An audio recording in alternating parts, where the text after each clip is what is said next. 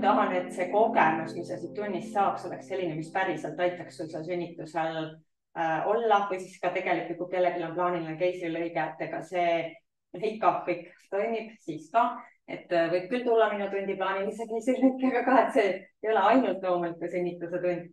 Aga et see on selline olukord, kus me niikuinii oleme nagu ise endast peame avastama nagu selle, kuidas mina oma kehaga suhestun ja keegi ei tule ja ei ütle väljaspoolt, et ükski ämmaemand või arst tegelikult ei tule ja ei ütle sulle, mida vahest arvatakse, et ta tuleb ja annab mulle mingi asendi või nad tegelikult ei tee seda väga-väga harva ja hästi vähe võib-olla ütlevad, et noh, et nüüd hinga sügavamalt või midagi sellist. Nad väga vähe juhendavad sellises valdkonnas ja noh, arstide ülesannes üldse ei ole ka. Ämmaemanda ülesanne justkui natukene oleks, aga pigem tänapäeval on ka see ämmaemanda ülesanne jäänud selliseks meditsiiniliseks igasuguseks mõõtmiseks ja märkimiseks on hästi palju paberitööd ja sellist asja on ju, et seda sellist kohal olemist, keha tunnetamist, et seda tegelikult nagu see haiglameditsiini personal ei paku. Ja siis me niikuinii peame nagu olema ise selles mõttes hästi sõbrad oma kehaga ja hästi kontaktis. Ja ise avastama, et okei, kui ma natuke nii nihutan, siis on mul nagu parem olla selles asendis või natuke või hingan natuke rohkem nii, et siis läheb nagu mugavamaks või seda ruumi tuleb juurde.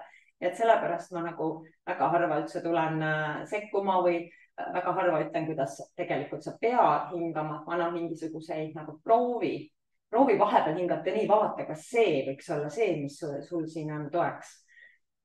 Et siis see kogemus tuleks sinu enda keha seest pärast ka tõesti välja, see praktiline kogemus, et see ei ole ainult nagu läbimõistus, et keegi teine juhendab siin.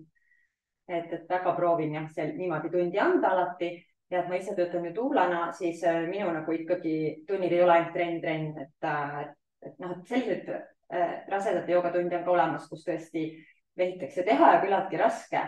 Aga minu tunnid on siis nagu alati selle mõttega, et kuidas inimene jõuab oma kehaga sellisesse kontakti, kus ta hakkab tõesti tunnetama ise, et kus on pinge ja kuidas ma seda vabastan.